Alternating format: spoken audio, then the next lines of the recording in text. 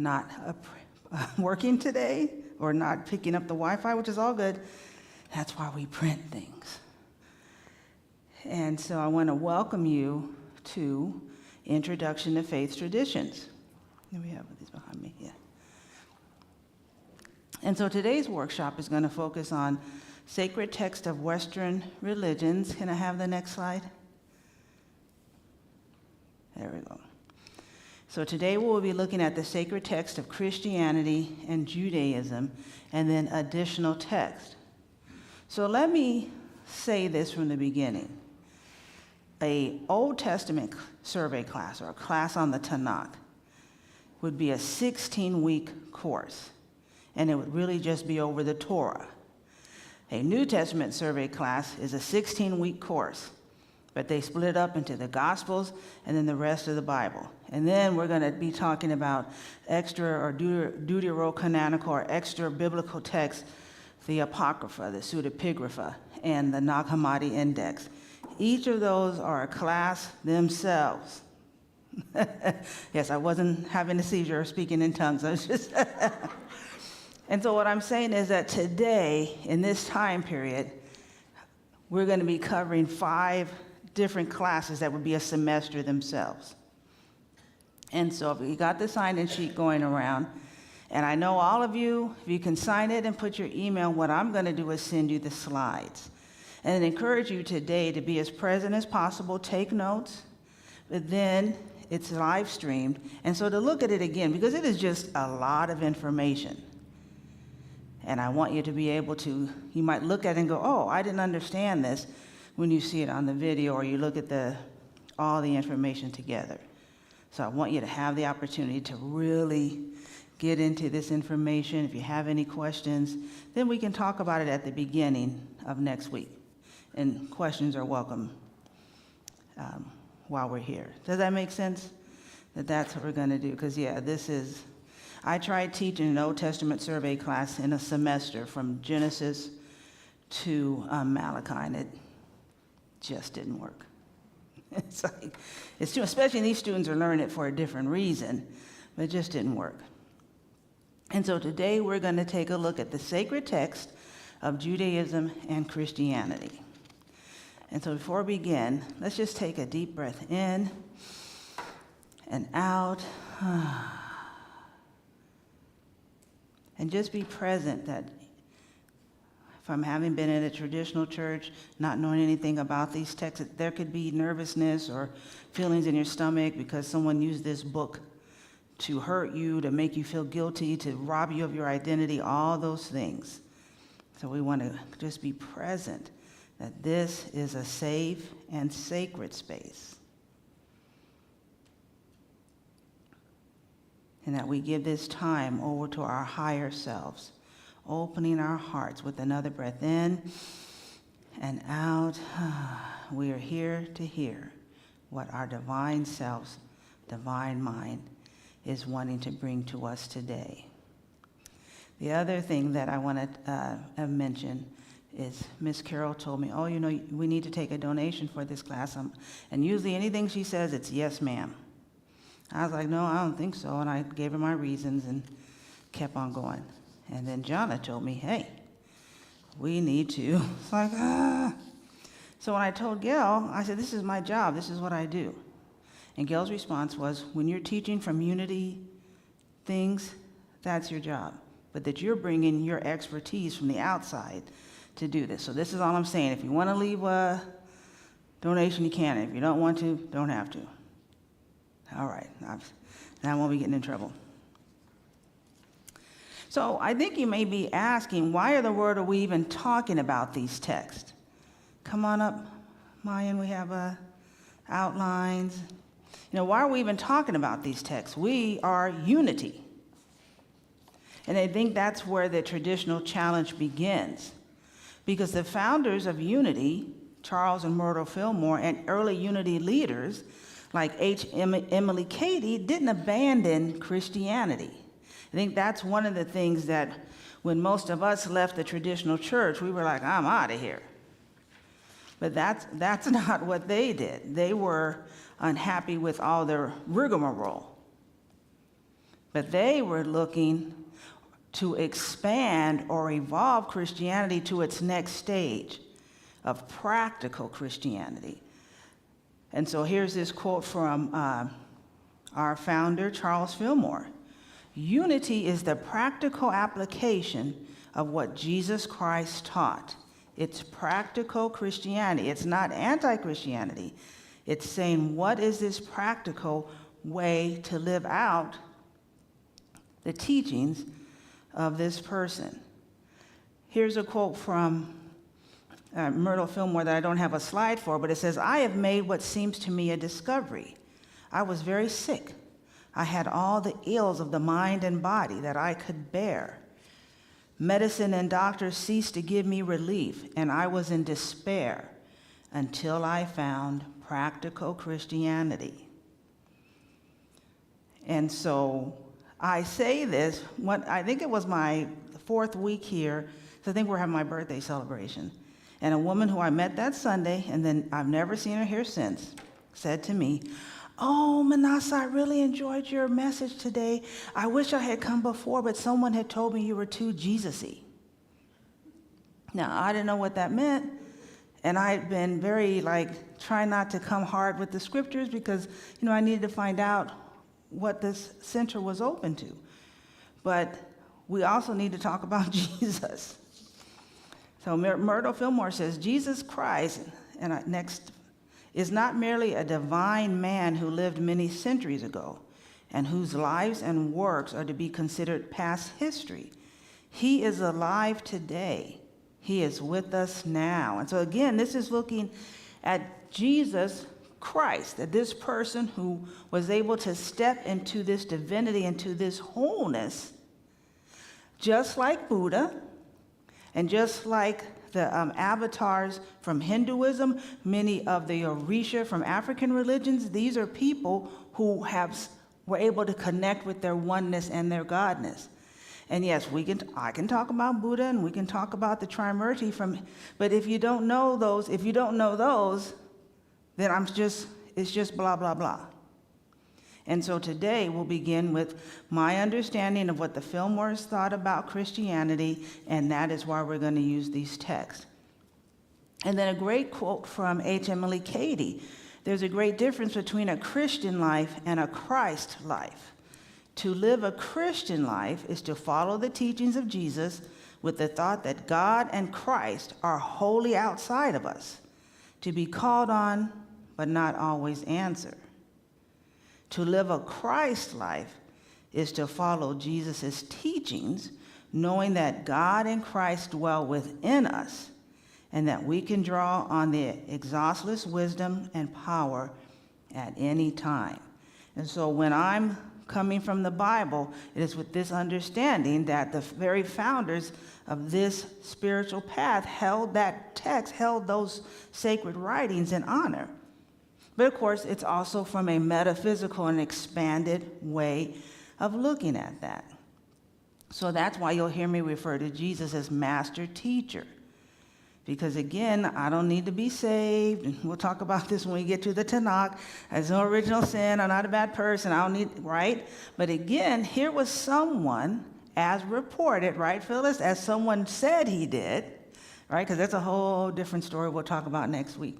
But the teachings, however they came to us, have a spiritual value. And that's what we want to take. We want to glean the jewels out of them, glean the metaphysical principles out of them, and then move forward from there. And so that is why the text, the Tanakh, the Old Testament, and then the Bible have real meaning for us in unity. They didn't throw out the baby with the bathwater. Yes, Joe?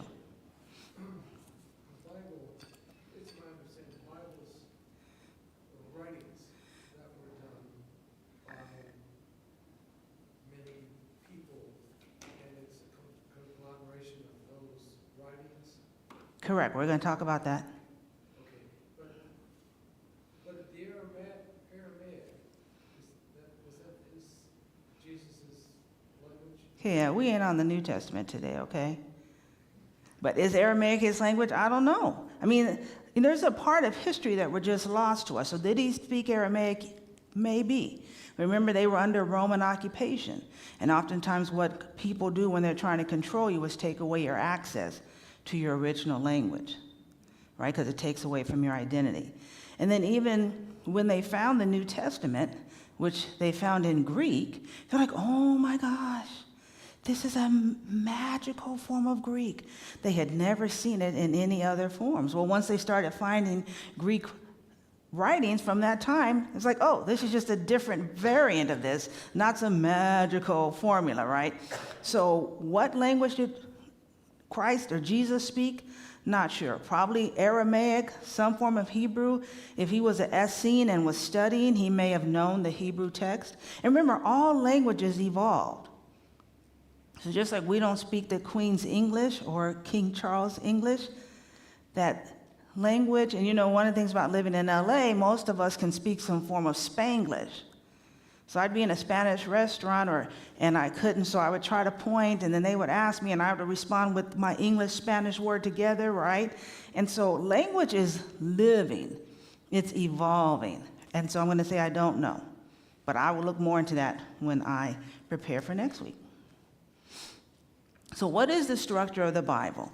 It has the Old Testament, which in the Jewish studies is called the Tanakh, and it consists of the books that are detailing the history, the law, the poetry, the prophecy, and the wisdom of ancient Israel. Common themes are creation, covenant, exile, divine promise.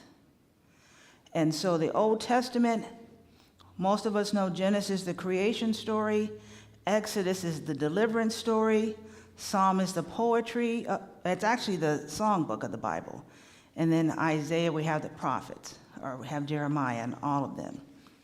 So the New Testament focuses on the life, teachings, death, and resurrection of Jesus, as well as the early Christian church. And so Acts is the history of the beginning of the church, and then all the letters of Paul are about what's happening in the church, to see it from that context. Key sections are the Gospels, the Acts of the Apostles, the Epistles, and then Lily's favorite book in the Bible, Revelation. And so we have the Gospels. Theology would be something like Romans or Hebrews, and then end times. And so let's begin with our comparative overview. We're going to take a look at the Ethiopian, Catholic, and Protestant Bibles. Yes? The Tanakh. Okay, so that's a Hebrew word. So if you were to write it down, hopefully it's on your outline. It's T-A, T as in Tom, A, N-A-K-H, because it's really that sound. My Hebrew teacher said, the sound comes from the back of your throat. You're used to English, which is from the front of your throat. So just like Hanukkah is really Hanukkah. So we're going to take a look at Ethiopian Catholic and Protestant Bibles, because those are all versions of Western religions' Bibles. So, Seb, I want you to show the next two images, and the next one, please.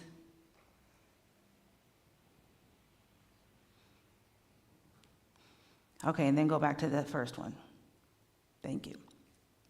So when I was preparing for this, I saw this image of the Holy Family with their nimbus, their halo around them, and I said to Gail, I said, honey, you can't tell me nothing.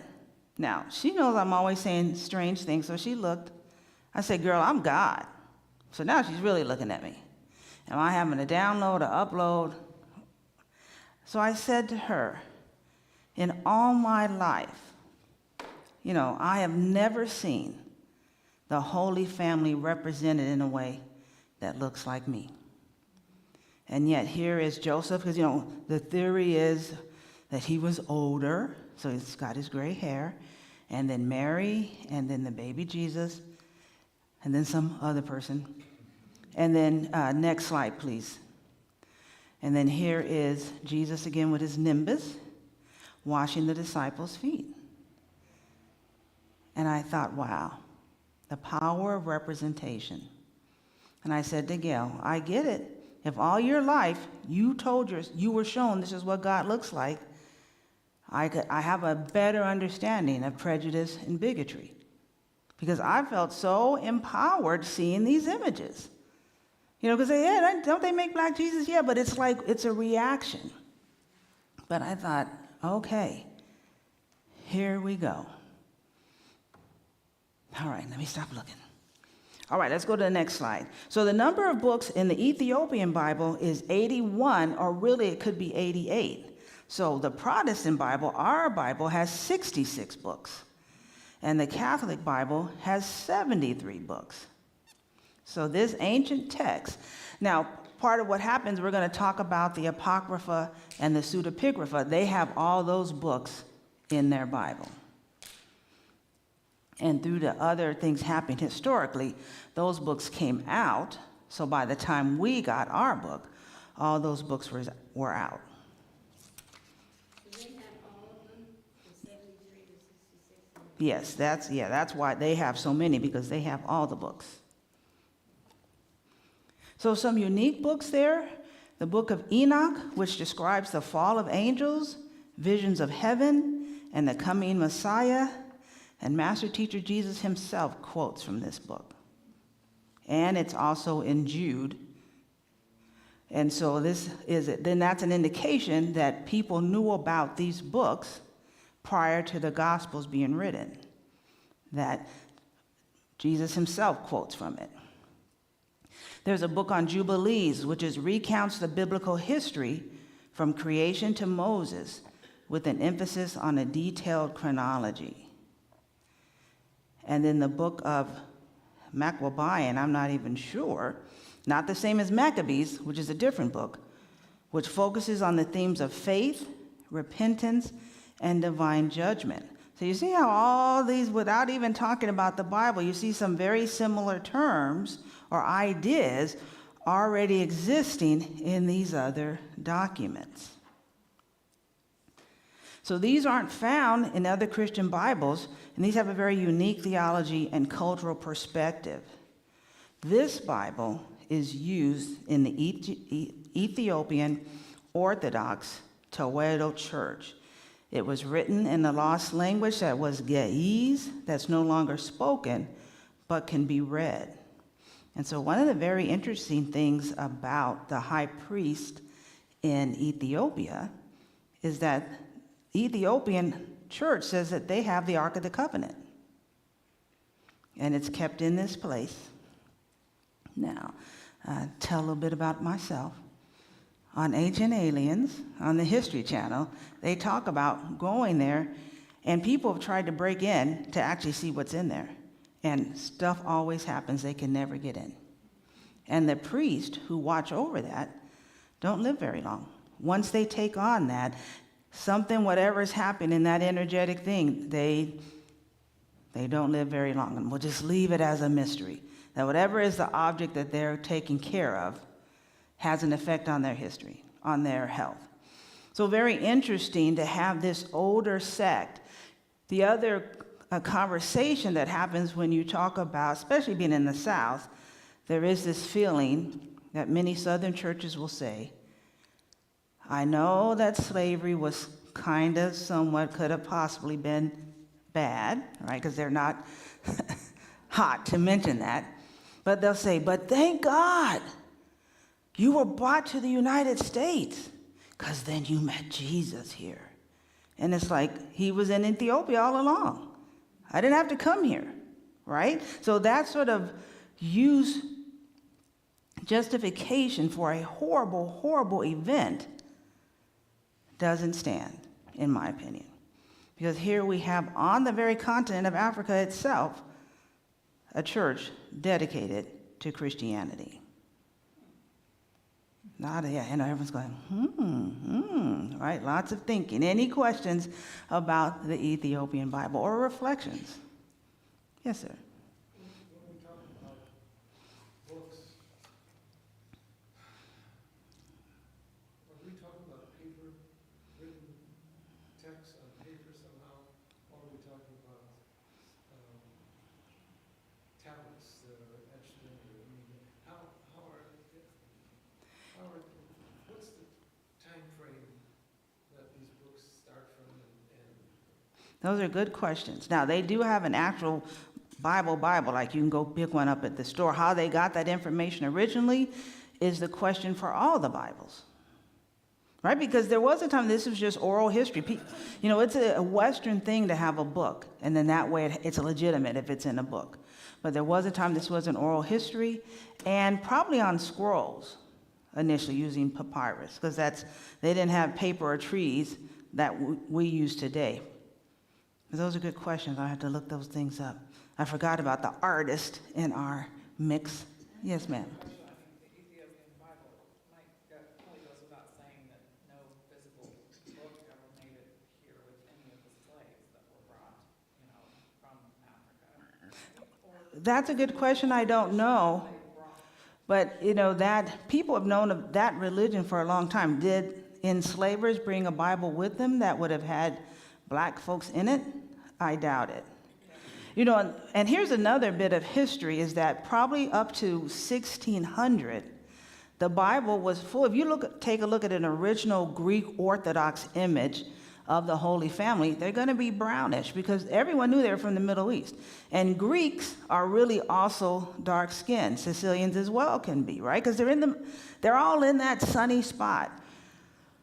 But when this concept of European supremacy came, and this is, people try to say, well, look, Hitler brought these ideas are older than Hitler. You can't enslave people when you have their pictures in your Bible. And that's what began the changeover of the images. So there was an understanding for a long time that the folks that started this book would have been brown-skinned people. Doesn't mean they're better or worse than anyone, but it was an understanding. But I can't be reading my Bible and then enslaving someone that looks like the people in here. I was raised Eastern Orthodox. Mm-hmm. I had an Ethiopian boyfriend once upon a time, and it was cool, like, when we discovered, like, oh my gosh, did you do that? I did that. And we're so much more alike than different. And is this text still used in all the Orthodox, like Greek Orthodox, Eastern Orthodox, or is it unique to the Ethiopian? So the Eastern Orthodox will have the Apocrypha in them, which we'll talk about. And that's why they're also on a different calendar. So they just had Christmas, where we celebrate Christmas on the 25th. They celebrate on the 7th or something like that. Yes, Joe? As an illustrator, and this I think goes back maybe to the beginning of pictures for stories, I wonder about metaphor and symbolism as a way of creating the language of spirit, or the language of the other. So what we see is visuals. I'm really interested in color choice, all the things that make up that picture, because I believe that there's no mistaking that whoever did a drawing, that drawing was supervised or was intensely looked at for meaning. Correct. So even when you take a look at Jesus, European Jesus, so, in the back in the days, the popes could get married and stuff, and they had kids, right? This whole celibacy thing is newer. So the picture we have of Jesus, flowing brown locks, his little double beard that's split, well, they have history. This is one of the Pope's sons, that they just basically took his image and turned it into Jesus, very purposefully. Right? So yes, there is purpose behind all the images. And then part of the things that would be a completely different class is even the symbols that represent what's holy, that represents what's not holy. Right? You show someone a pentagram, that represents the devil. Well, does it really? No, that's what someone told you, because at one time it represented something completely different. Right? So yes, symbols and words and images, they all have power. Right? Go walk in the grocery store and look at the images on the magazines. They are selling a story. So you're very right about that. Yes, ma'am. What is the fall of angels referred to? Oh my goodness. So that's a very good story. So, now we want to leave here at 3 o'clock, right? So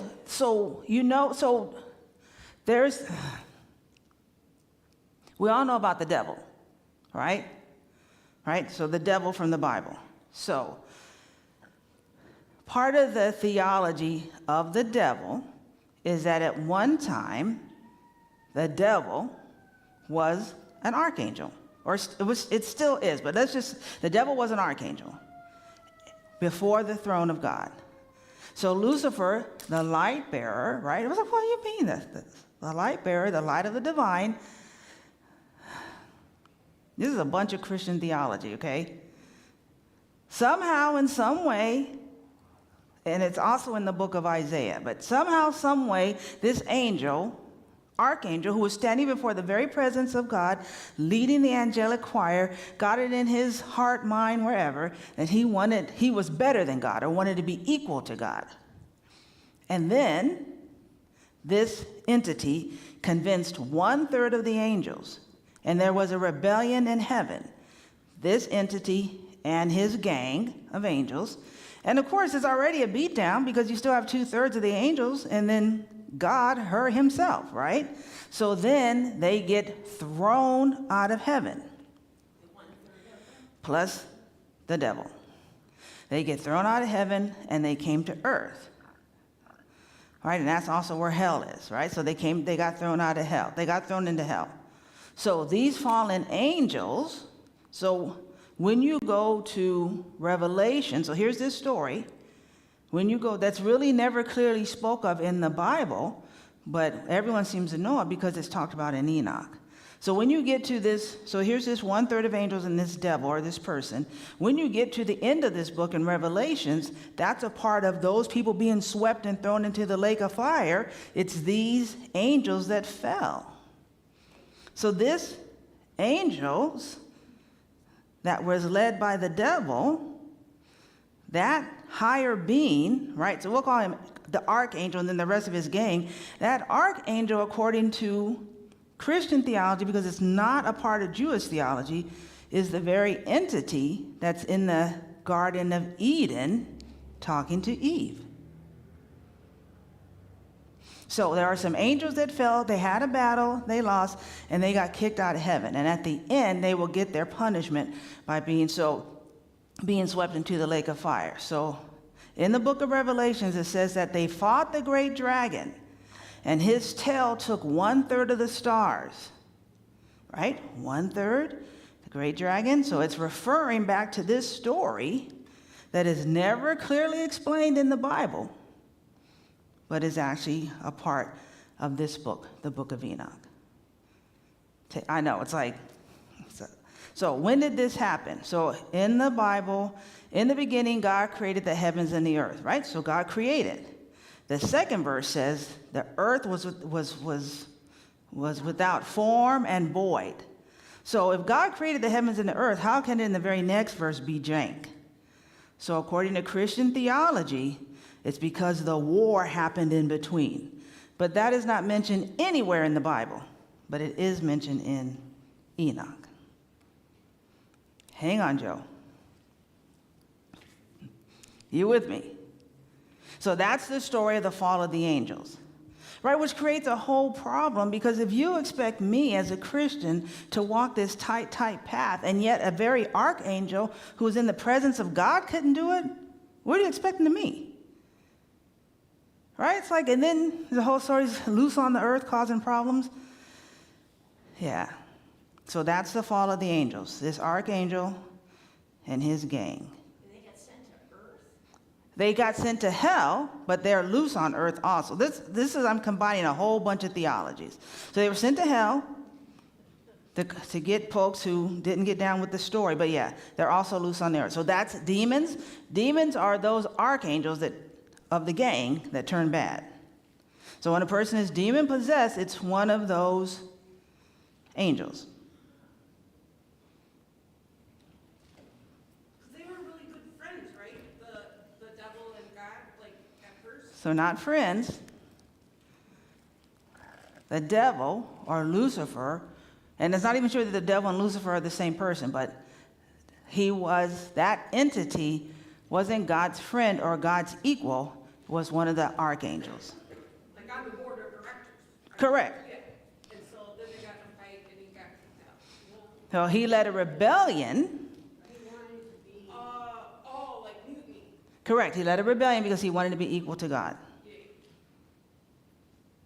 And then the fall. So the fallen angels, which is a part of the story of Enoch, which is so when we get to Moses and they talk about the Nephilim, which are the giants that walk the earth, or God says, listen, I'm sick of this place. It's, what's my favorite word, Phyllis? Jank. This place is jank.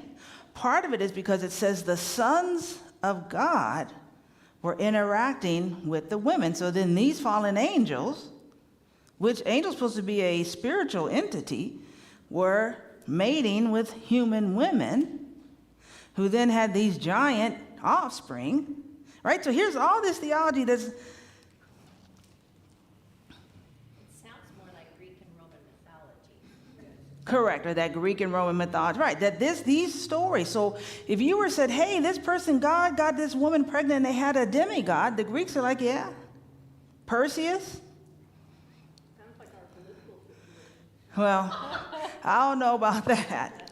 But yeah, hang on, John. So are you clear on this? Because it's not really clear. But these are a whole bunch of theologies combined, taken from stories like Enoch, because it's not in the Bible this fall. But this is where it comes from. So when a priest does an exorcism, he's trying to exorcise one of those demons? Correct. That's a whole different story. But yes, that's who's the battle's happening with. One of those. It's an amazing show. It was called, Keanu Reeves played the character, but he's really an English character. And he was like an exorcist. And to save this person, he invited this very powerful demon into himself. And then they had to have an exorcism to get him out. Well, he was friends with one of the archangels, good ones, and the archangel said, I can't participate. And so they go to battle. Well, at the end, they won. And when he looks up, the archangel had been standing there all along, right? So the good angels are protecting us, keeping us safe, and these other ones are trying to bring us down. I'm so glad that you don't know this theology. Just think of it as, okay, just take it in and then be like, yeah, this is some not accurate. Okay? I don't want you to tell you the story of Lily talking about Sodom and Gomorrah. She knew all the horrible aspects of that story. My God. Right? She grew up in the church. Of course she does. Now let me get Joe, because I've been, yes, sir. Heaven and hell, Yes. good and bad. Consciousness. Correct. That is a unity concept. Well, what I think in the concept of God, everything's perfect. Everything is what it is for, we would say, a reason, or what is. So, I mean, I look at a hurricane, and a hurricane, you wouldn't say it was a good thing. You'd say it's a destructive thing, and it brings something that can kill people and all of that. And, but it's a force. But as a human being, we want to attribute meaning to things so that we can, Right. We are taught about duality. So that's why the concept of oneness and unity is so radical, right? And then that very concept, right?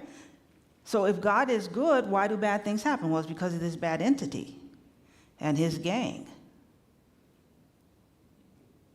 Right? You ever see people on, probably, I have friends that are still part of traditional Christianity. They'll say, not today, Satan. It's like, first of all, if there was God's equal evil person, he ain't worrying about us. It's like, well, he ain't talking to you, right? But maybe one of his head demons are, right? So I'm just saying, did it kind of murky enough so that the fall of the angels is a story about this battle in heaven? That's what Enoch tells about. So very interesting. It's a big part of Christian theology, but it's not in the Bible. But it is in the Ethiopian Bible. And Enoch is also in the Catholic Bible. I was going to say Catholics. Correct. Hold on, let me get to Phyllis, because I just want to make a general comment that Greek and Roman mythology and these theologies that we're talking about are stories. correct. Stories that are used to explain something. They are not necessarily, and usually are not, things that actually happen. Correct. But they're trying to tell you something. Or give an understanding of why this person seemed to be so powerful, because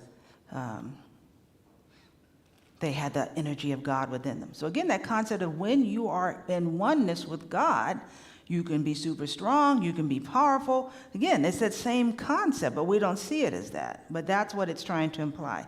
Yes, ma'am. I'm just curious if these books of Enoch, maybe the others, did they all come from about the same place and time as what we know as, 66 books that we've generally been brought up with? Or were they really I would say they precede some, especially when you have New Testament authors quoting those books. So they had to know about it before. And the answer is, it's hard to say. Right? Because again, people didn't write stuff down like in the European and American way, which makes stuff legit.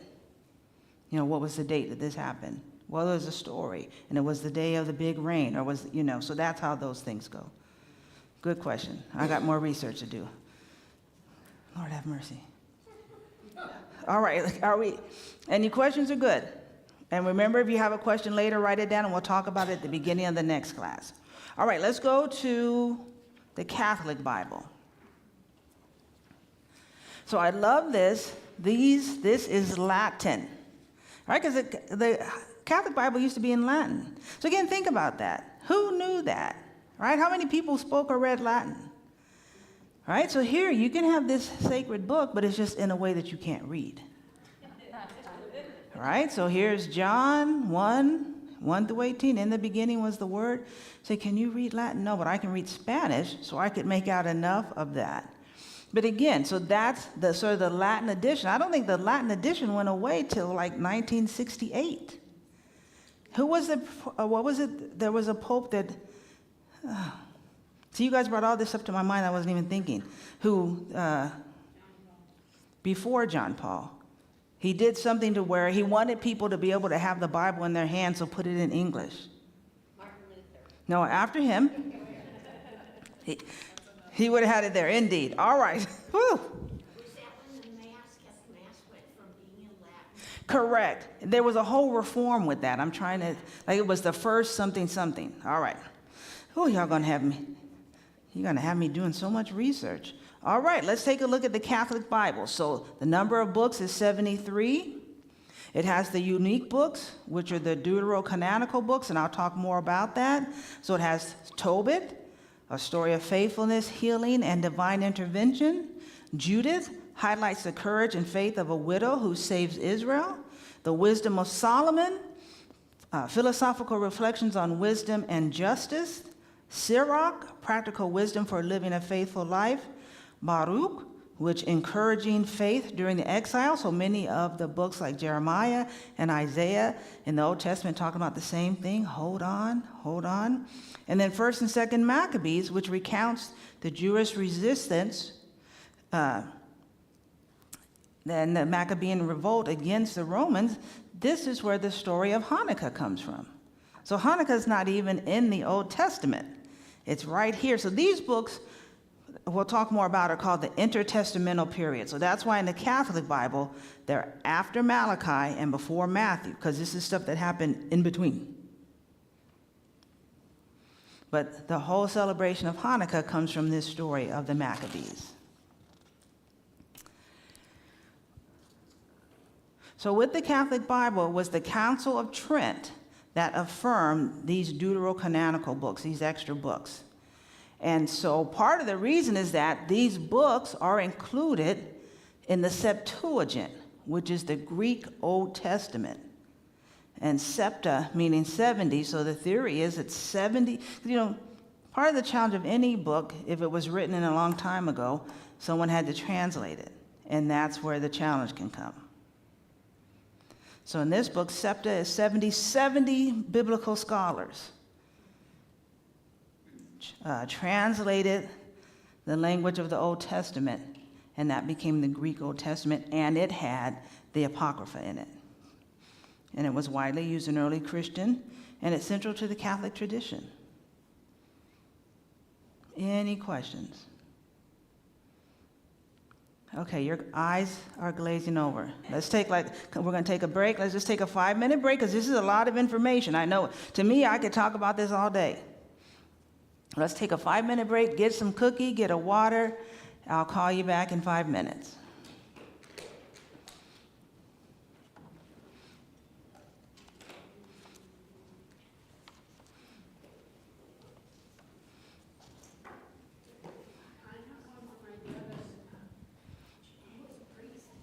Mm. When that first, translation came out, that was newer. Yes.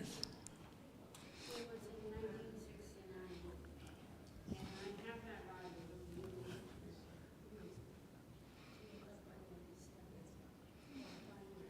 Yes, I'm trying to think what was the name of that. It was a whole big thing. It was the Pope called it was I'll have to look it up because Well, Michael was a priest at that time, and he sent this Bible to my parents. I'm not probably ready. And found out he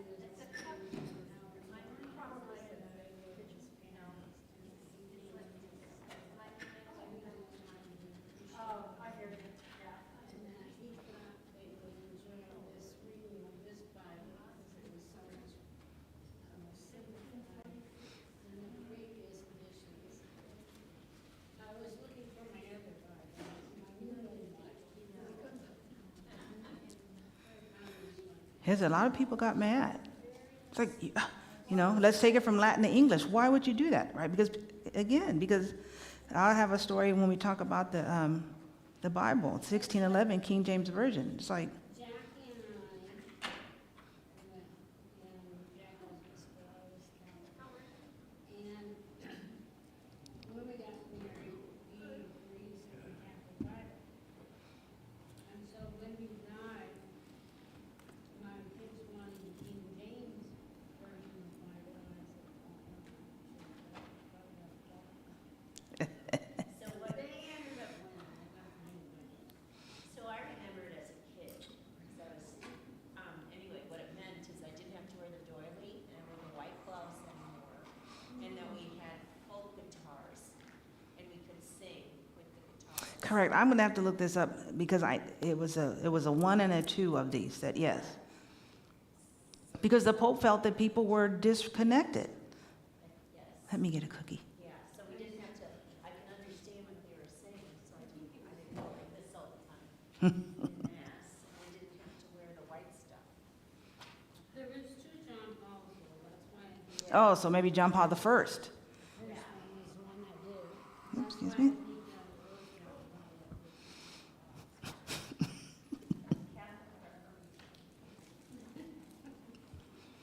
Which time?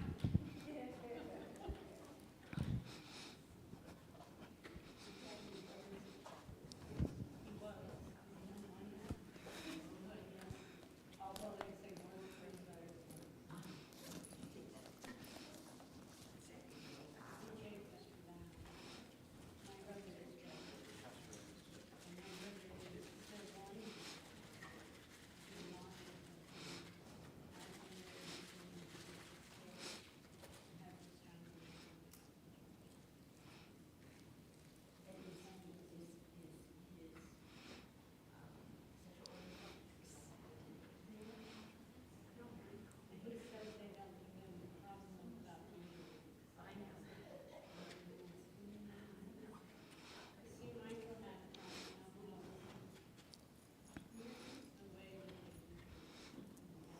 The second Vatican Council, Pope Paul the Sixth, encyclical Humani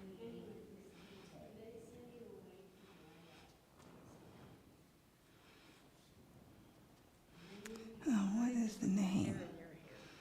I did not. I paid someone to do it. I paid someone to do it.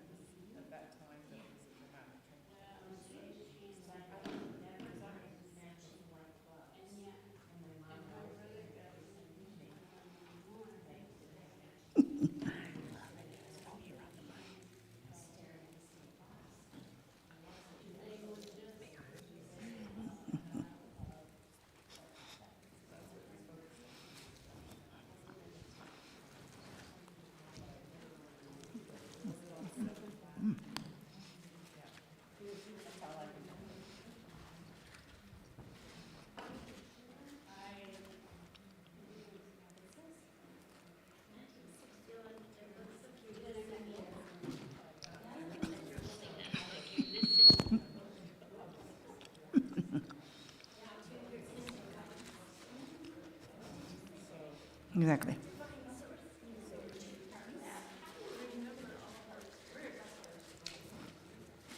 I used to teach Old Testament survey. And because I'm a nerd, I like all that stuff.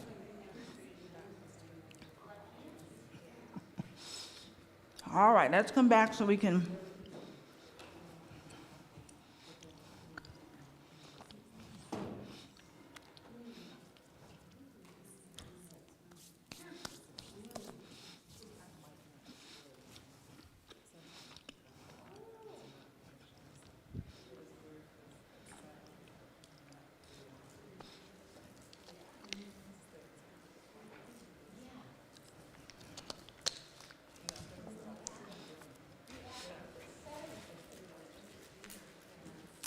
All right, grab your cookies and let's come back to, we'll start with the Protestant, get to the Holy Bible. We're going to talk about that. So deuterocanonical are the very books that I've been talking about, the Apocrypha, that they consider them. We're going to talk about what it means to be canon and not canon. That's a conversation that's coming up. And so I'll hit you up on that. So then let's talk about the Protestant Bible, or the Holy Bible. So the number, and this is the Bible that most of us are familiar with. If you had a Catholic Bible, you had the Apocrypha in it.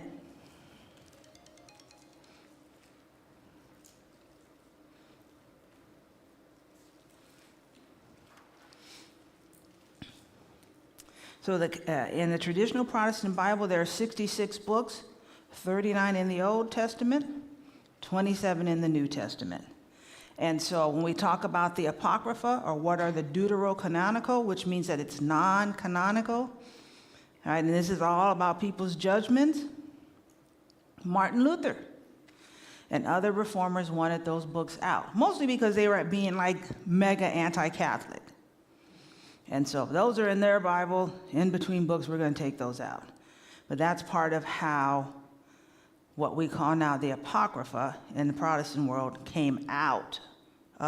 Those books were taken out, and then the Protestant Bible was created. And so part of them said that the books were not part of the Hebrew Bible, even though it was in the Greek Bible. And they were seen as lacking apostolic, so one of the apostles didn't write it, or divine inspiration. Now, if only Martin Luther knew that later, there'd be a whole big question about who wrote, did any of the apostles write any of the books in the New Testament, but we're not trying to hurt his feelings at this point. We're going to talk about that. It's coming up. Are you getting ahead? We're going to talk about that. That's one of the extra blocks. So I want to talk about the 1611 King James Version. When I graduated from seminary, I taught at a Bible college that was a part of a Pentecostal church. And so I went to taught Old Testament survey and New Testament survey. And that denomination did not ordain or recognize the authority of women. So when I very first put my syllabus together, they asked me not to put my name, to put Reverend in front of my name. It said Miss. I did that. And then when I introduced myself, I said, I am Reverend. So one of the things is when you're studying the Bible, you want to have in my opinion, again, as the teacher, is that water supposed to be boiling back there? It should go up. Okay, right. Is that I want to have a clean grammatical version and have a book that has what I would call living language, so it includes idioms and things. So I told the class that when they came back, would they please get at the least a new King James Version, because I knew I was asking a lot. If you could get the New Living Translation, because it has living language, includes idioms. And I had a man in that class stand up and tell me that the only authorized version that could be used in the class was the 1611 King James Version, authorized by King James. So I asked him, if that's the case, are we still under the authority of the monarch of England? Meaning, therefore, it is Queen Elizabeth. I didn't say may she rest in peace, so she was very much alive then. Are we still under the edicts of Queen Elizabeth? Well, of course we're not. See, and he had never even thought about that. When we get to the Old Testament, this is the same man that said to me, I know that when you're on your cycle, that you don't preach, that you don't go into the pulpit, right? Because according to Leviticus, when a woman's on her period, she's unclean. Now, he doesn't say that part. That's what he's implying. Now, don't come to a Bible fight unprepared. So then I said to him, I would gladly not be in service on my period. And if every preacher who had sex with his wife the night before, right, because now he's become unclean, also did not step foot in the pulpit, I would do the same. Crickets. Right? Because people know, right? People know stuff. And again, so this King James Bible has caused me a lot of problems now. So it was commissioned by King James I. Again, a unifying translation because, you know, you got this, you got this, you got this. And again, even the way the Bible came together in the Roman Empire under Constantine, when we talk about we'll get to the Nag Hammadi Index, there were all different gospels around. And so you can't tell me, because you can go ahead and quote Matthew, Mark, Luke, and John, but I'm quoting the Gospel of Thomas, or I'm quoting the Gospel of Mary. So he said, this has turned into a hot mess. So we're going to have a meeting, and we're going to decide what books are in and what books are out. And that's what they did. And so King James is also wanting to, because first of all, what book should the English people have been reading at that time? They should have been reading the Catholic Bible. But when King Henry wanted to get a divorce, he had to break up with the Catholics. So then they're not going to read their Bible. They have the Anglican Bible, which is the Protestant Bible. And so King James is wanting to sort of, let's get all these versions together. And then it included the Apocrypha. It was just in a separate section like it is in the Catholic Bible, and then eventually it came out. And much about the King James Bible is that it's just some of the language, especially in the Psalms and the Proverbs, there's such a beauty to much of that book. And it can be a challenge, though, when you're using it as a study guide. And so what I had to do eventually to help the people in my class understand why I wanted a more modern Bible, I'd say, who here graduated from high school in 1970? What year? And I'd write it down. 1980, I'd write myself, 1981. And we'd write it, and then I'd say, when you graduated from in 1970, whatever, 6, did you use a grammar book from 1435? Right? No. I didn't use that, right? Because again, grammar changes. The meaning of words changes. How you present things changes. And that's the challenge with the King James. And that, yes, some of the translations kind of murky. And so that's where we're at with that. So let's talk about this. We're going to come up, the additional books in the Ethiopian and Catholic Bible really gives an understanding of early Christianity and Jewish traditions. I think we sort of have this understanding that everything was just one way. And it wasn't. And that gives us leeway as well. That there's, as long as we can agree on the basics, which of course many of those could not, but there's room for other opinions, there's room for other thoughts. It doesn't have to just be my way or the highway, or the Fillmore's way or the highway. Yes, sir. The Bible, would you say that the Bible was created to create a certain order, a certain way of behaving and living? No, that's what religion does. So religion took that book and then used it in that way. I think the Bible, like many other sacred writings, was a way for people at that time, this is my opinion, to get to some context about spirituality. There's a movie called The Book of Eli. It stars ever so sexy Denzel Washington. And then a man who I am sure is not a human, because he is when he gets into his roles, you can't even recognize him. Gary Oldman. So somehow Denzel Washington has the Bible memorized. This is post-apocalyptic, and he's trying to get to this place where they have all the sacred books, because they're gonna transcribe the Bible from his memory. So in some circumstance, Denzel Washington and Gary Oldman's stepdaughter, he's trying to send her in there to get some information out of her, and he's like, wiggle your behind and do whatever. Well, he sits down and he says a prayer. And she reports that. He's like, he might have that book. Because the whole point of Gary Oldman's character is he wants to control people. And he wants the Bible to do that. Because, of course, it's his interpretation of the Bible. So that's why I say that people bringing sort of sacred texts together can have a very empowering, like, let's see what we believe. But when someone takes that very same book and says, right here in Timothy, it says, slaves, obey your masters, so you listen. Or women, you obey your husband. Or you can't be a preacher in this church because Paul said in some answer to a question that we don't know, that women cannot have authority in the church. Now religion has took a book, that book that was just information, and turned it into a weapon. That's what I would say. Weaponized. All right, so any questions about any of the Bibles that we've talked about? Because we're getting ready to... That's where we're going. We're going to talk about the additional texts that the Ethiopian Bible has and the Catholic Bible has. I've said Apocrypha, Pseudepigrapha, the Nag Hammadi Index. These are extra texts that aren't in Bibles anymore, unless you have an Ethiopian Bible or a Catholic Bible.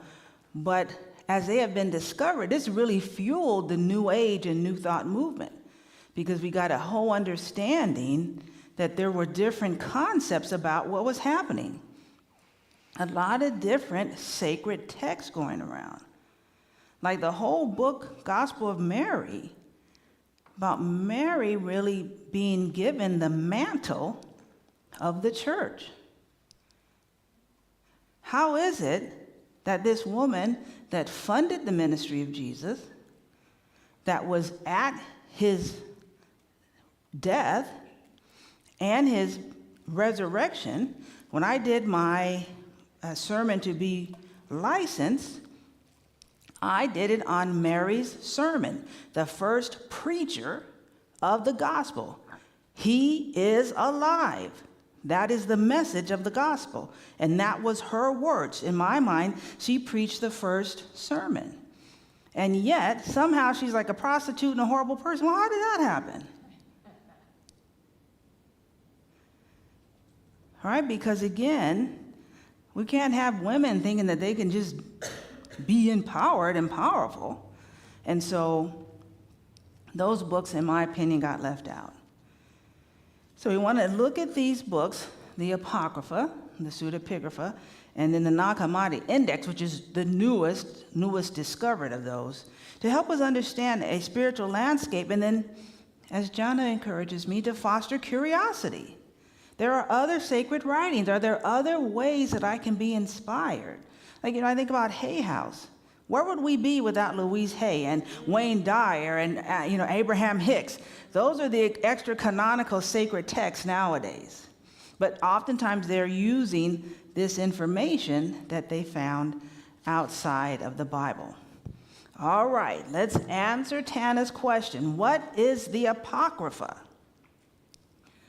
So the Apocrypha means hidden or secret, and it refers to the books that are included in the Catholic, Ethiopian, and the Eastern Orthodox Bibles, but is excluded from the Protestant Bible. Now, as I said before, they are found in the Greek Old Testament, so that's the Greek version, that someone took the Hebrew Bible, translated it to Greek, that in that Bible, they do include these books, the Apocrypha. Right? And again, why is it called that? Because that's what Martin Luther called it. Right? He's trying to diminish its importance. It's deuterocanonical. Canonical means it's of the canon. It is approved. It is the right thing. I don't know if you ever see like something about Star Trek or Star Wars, and they'll say, well, these characters aren't canon, right? They're not of what George Lucas wrote, and they're not on this thing. So like little baby Yoda, I'm not sure. I guess he's canonical because they have that other guy in the green outfit. I don't know all those people, okay? Right? But this is the judgment of reformers like Martin Luther and others who said these books aren't inspired. These books weren't given by God, so we're going to take them out. But Catholic, Eastern Orthodox, and Ethiopian Orthodox still keep these books. So I think I gave a list of them before. And what I'm going to do is I'm going to send you did I say I was going to send you the Slides. Correct. Let me see if I have a list of those books. If not, I'll be ready for you next week. You guys got me on my toes here. Let's see. Correct. So, Tobit, Judas, Wisdom of Solomon, Sirach, Baruch, and 1st and 2nd Maccabees. Let's see, 1, 2, 3, 4, 5, 6. Correct. So those books are the Apocrypha. Oh, those are the apocrypha. Correct. That's the first set, because the pseudepigrapha is going to be a different. All right. So while our Orthodox family believes these books to be inspired and to have great lessons, somehow the Protestant reformers took them out. And so if you want, you can just buy them by itself. It's like, is it packed or is it in here? I think I actually have a Bible where I bought, it has the Apocrypha in it, because I wanted to have that. Because there's so many more options for us to learn. Who is to define or say where God is speaking and where God is not, right? Or how is the Spirit, divine mind, trying to get information to us? So some of the books that are in the Apocrypha is the book of Tobit. And this is a book, a story of faith, healing, and angelic guidance. One of the things I love about the Catholic Church, I wish the Protestant Church had been more about, I love the saints and I love the angels, because the saints are, again, living examples of people. And, in the New Testament, Paul says there's so great a cloud of witnesses that there are, what I like about the Catholic idea is that when the saints died, they didn't go away, but that they are encouraging us, praying for us, empowering us. So when you need extra strength, you call on this saint. You're asking their energy to come and be with you. Or you ask for Archangel Michael's protection. Right? That there's this capacity that in this spiritual realm, there are higher energies that are still accessible to me. And so that's what we're missing in Protestantism. And in unity, we can go back to it again, because we can say in our New Age beliefs that these higher entities are spirit guides or they're ascended masters, and we have access to them in that way. Another book in the Apocrypha is the Wisdom of Solomon, philosophical reflections on divine wisdom, justice, and immortality. The spiritual lessons calls readers to align with divine wisdom for righteous living. I'm going to have to look at that, because that sounds like one of my messages right off the top. Right? What do I say? Be in alignment. The book of Judith, the tale of a widow who uses courage and faith to save her people. So the same story as Esther and Ruth. Right? That in a very patriarchal society, when there are women included, it's like, pay attention. Even the book of Judges, which is Israel before they had kings, they have a woman judge, Deborah. And she is very powerful. And so again, to be able to use this, spiritual lessons demonstrate the power of faith in overcoming oppression.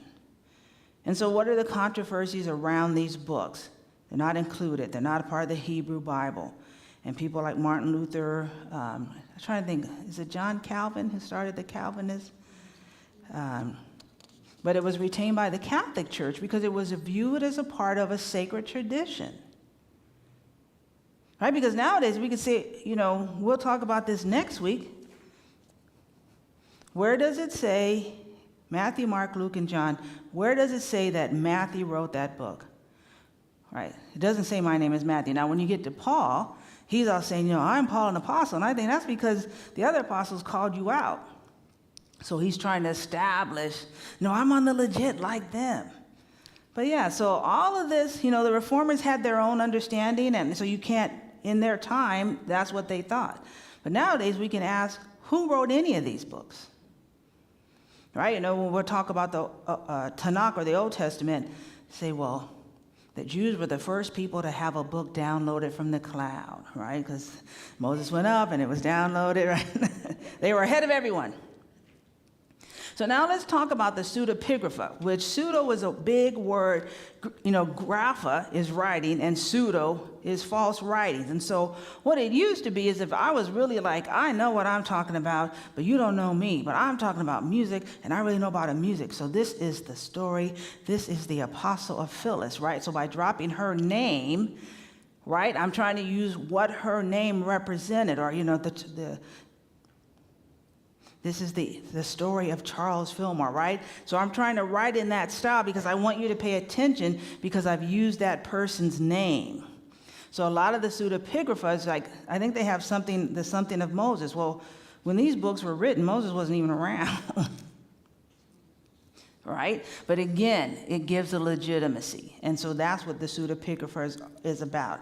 Refers to texts attributed to biblical figures, but none of the canonical Bibles include them because they knew how did Moses write a book in 2nd century AD, right? It's like, But again, it doesn't mean that they don't offer value, right? We could say, well, the ACIM, A Course in Miracles, inspired by Jesus. Well, maybe the person that actually wrote this Gospel of Moses was downloading something from Moses, right? So it doesn't mean that it's not there, but so far all around, it's not there. So one of the pseudepigrapha, we talked about Enoch. This is where we got the whole story of the fallen angels. Right? Again, Enoch is one of the grandsons of Moses. Very powerful person, right? So if I want to talk about something from that time, use a book by him. And like I said before, the book of Enoch is quoted in Jude, and Jesus himself used it. The 12 texts, so then you have a book, the Testament of the 12 Patriarchs, right? Again, let's use some big names. The 12 sons of Jacob, which made up the 12 tribes of Israel, right? You're trying to use a big authority, a way to get this information across. And the significance of all of these books, especially the pseudepigrapha and the time that they're written, is that it gives insight into Jewish thought and understanding between the Old and New Testaments. That's called the Second Temple period. And that leads to sort of the development of Christian thought. Any questions? You guys are hanging in there. You're doing good. Do you think they were left out because somebody thought they were false, or like it didn't fit the agenda of the person making that decision? Yes. Correct. That they knew that this couldn't have been written by this person. But again, now we know what they were having to download, right? But yes, that it couldn't have been written by that person. And again, for the people who were putting the Bible together, it didn't fit with what they were trying to come across with. Right. Do you have a question, young lady? I'm just thinking of Paul. He didn't really know Jesus, but No, don't say he really didn't. He did not. he did not. So he's, I wonder how he got in the Bible. Yes, Because he was the patriarch, and he didn't like women. correct. He agreed with all of the powerful things that the people in power. Correct. And then again, when you think about that, not everyone knew how to write.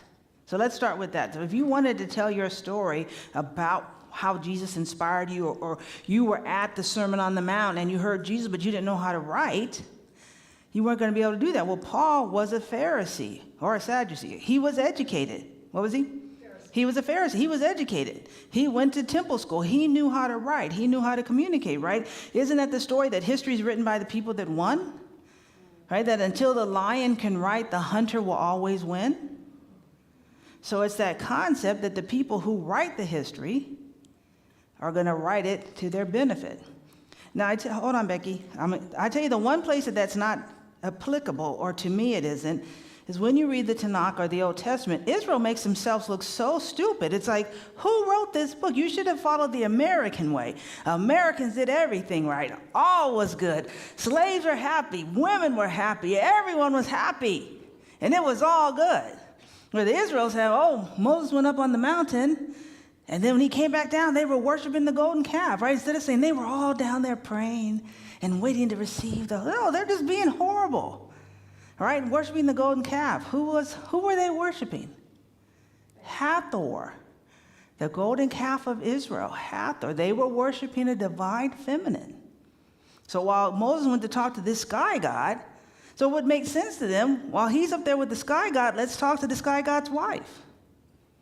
Right? But they present themselves in the most horrible way. It's like, But yes, usually when people write history, they're going to look real good. Yes, Becky.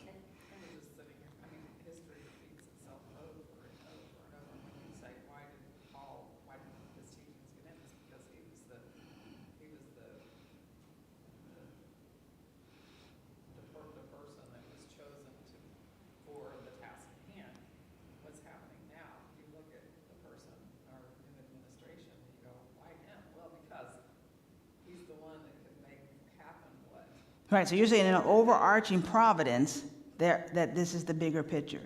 And that Paul was repeating patterns.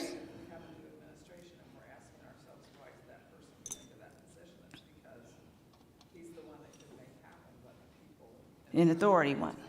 So it's just, I don't know, just you see it over and over. Well, it's very true. It's the same thing. And then Paul was. Well, Paul was also going to the Gentiles. So part of the challenge with the work of Jesus and the way is that he was still very Jewish. And so the Jews with Paul were like, no, brother, you were trying to kill us, right? We got the receipts. You were killing people. So no, but he had a better relationship with the Gentiles. Because when you think about what brought us all here to unity, right? The love, the freedom. So when instead of being stuck to these 10 commandments that the Jewish scholars have turned into 666 commandments, Jesus says, let me take it down to 2 commandments. Let me take it down to 1. Right? That love, right? That attracts people. So even Gentiles are like, hey, we're trying to get down with this Jesus guy. But the Jews are like, no, he belongs to us. Well, Paul said Jesus is for everybody. So when the books in the Bible of his or that are attributed to him, 1st and 2nd Thessalonians, he was in Thessalonica talking about Jesus to Greeks who had a whole different set of stories, right? God's on a rampage. But here's a God that loves you, that is stable. It's not quirky and weird, right? And so that is what also made room for Paul, because these people were given a way, a guide, and again, an access. You didn't need to go to the priest and make a sacrifice. You can talk to God directly. And so that was also a part of that attraction. Yes. Did he not offend the people that were putting the book together? Of course. Yes, sir. Probably all his books were written by men. Yes. You know, again, because who was educated? Right? Women weren't educated, so of course they weren't going to be able to write. You know, one of the interesting things that Brigham Young said, the founder of Mormonism, he said he would rather his daughter be educated than his son, because his children learn at their mother's knee. Right? So I know when I heard that quote, I'm like, what?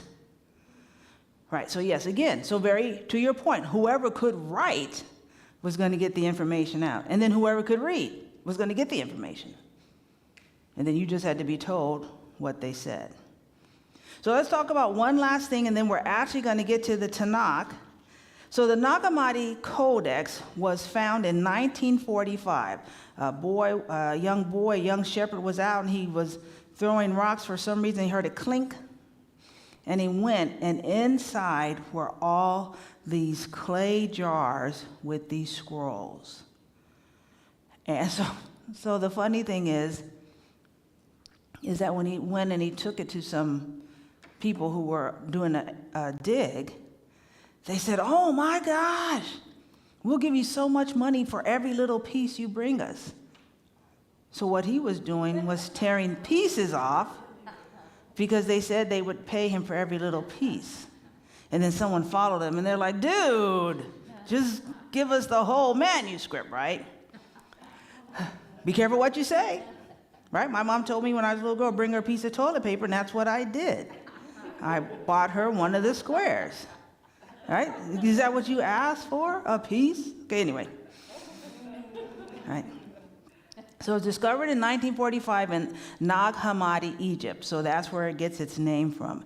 And it's a collection of Gnostic texts, which we haven't even spoken about the Gnostics, but we'll talk about them next week with the New Testament. It's written in Coptic, which is a Semitic form of Egyptian, dating to the 3rd or 4th century CE. CE being Common Era versus AD, right? Because most scholars want to take Jesus out of the dates. So one of the key texts in this, and you can get it. The beautiful thing now is that you can get the Apocrypha, the Pseudepigrapha. You can just go to your, what is the name of that cute little bookstore? Morgenstern's. If they don't have it, they can get it for you. The Apocrypha, the Pseudepigrapha, the Nag Hammadi Codex. All of those books, yes ma'am? There's an online thrift books too, where you get used copies really cheap. That's what I use. So I'm just saying that this is open to all of us nowadays. It's not veiled. It's not kept from us. And it's a new day. I think that is how churches like unity. I mean, I think about the things that the Fillmores talked about, not knowing that these texts are just waiting, right? Again, that spirit inspired. But so here's some key texts. The Gospel of Thomas, a collection of 114 sayings attributed to Jesus, many emphasizing self-discovery and inner wisdom. Right? So that book's not going to be good if I'm trying to tell you you're disempowered and you need to deal with God outside of you.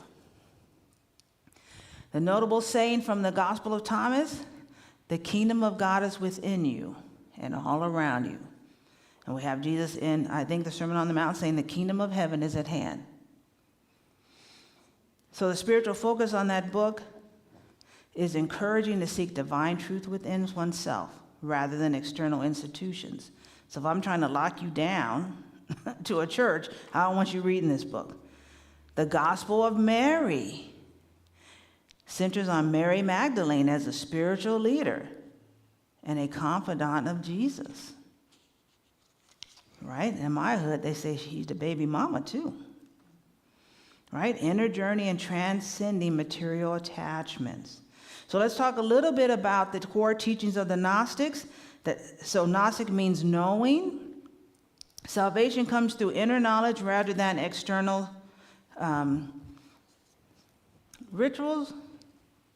The material world is often seen as flawed or illusory, with the divine truth realm being spiritual. It gives spiritual insights, encourages seekers to look within for divine wisdom, and reflects a mystical and deeply personal relationship with the divine.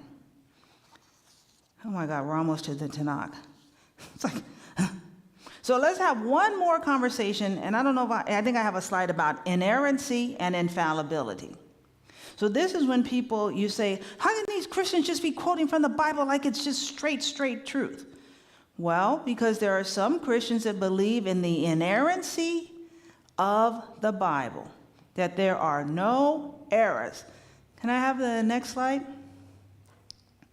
So inerrancy asserts that the Bible is completely free from error in its original manuscripts, not just in matters of faith, but in history, science, and all details. Advocates believe every word is divinely inspired and accurate. So therefore, when someone's therefore in Leviticus, when it says, God hates it, let's talk with this one. God hates divorce, but I sure don't see them talking about that, right? Or God hates it when a man lies with a man. So see, I always say God hates it when a man lies with a man. Okay, what about when it says that King David, loved Jonathan, his best friend, like a man loves a woman?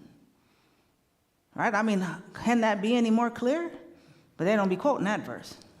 Right? But they believe there's no errors in the original manuscript. Who has that? Who has seen that? Now, I believe that the Vatican got an underground library, and there's a bunch of stuff in there. So the original manuscript may be in there, but again, remember, these books are old and ancient. So now, infallibility is the understanding that I grew up with, that the Bible is trustworthy in teaching faith and moral truth. It allows for minor errors in historical or scientific details, emphasizing Scripture's purpose as spiritual guidance. Right? So I said this to Tana, and she said, what are you talking about? I'm talking about Balaam's donkey. In the Bible, there is a donkey that talks. The man at Balaam is trying to go somewhere, and he's in trouble with God, according to this story. And God's like, I've had enough of your mess, the Minnassa Revised Version. And he sends the archangel to stand in front of him with the sword drawn, ready to finish this man off. The donkey is like, oh, heck no. So the donkey stops. And the man's like, Balaam's like, go, go. And the donkey's like, no. So he's like beating the donkey. And then finally the donkey says, don't you see this archangel standing in front of you with his sword drawn? And then Balaam was able to see him. Right? So for the inerrant folks, yes, the donkey actually spoke. There are people who don't want Winnie the Pooh, I'm talking about the story of Winnie the Pooh, to be used because it goes against the Bible, because it has talking animals. Except for the very first books in the Bible has a talking snake. Right? Again, here's an animal talking. There's a story in the Bible, I will find it, where a man had a great victory. And he was so excited, he said to God, as I come to my house, the very first thing that greets me, I will sacrifice that to you. Well, out came his daughter with a tambourine, celebrating her father's great victory. Now, I would have been like, now, you know I'm not talking about my daughter, right? No. She had a year to mourn her virginity, and she got sacrificed.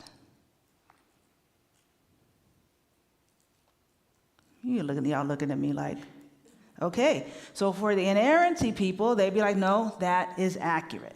For the infallible people, it'd be like, well, this is a story about keeping your word, giving your all, right? Because I'm like, do you believe in a God that takes human sacrifices? That's the first question, right? And so that's sort of the struggle. So when you have people that are often just quoting that Bible like it is just straight God's word, it's probably because they're inerrant. They believe in no errors in the Bible. Yes, Joe?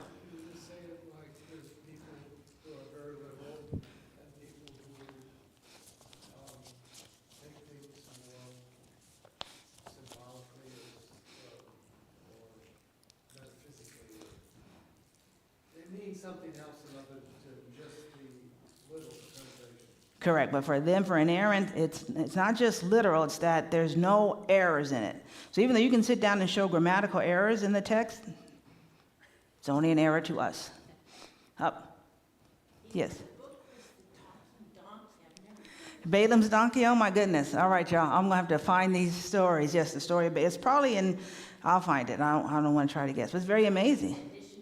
No, ma'am, it's in the Tanakh. It is in the Old Testament.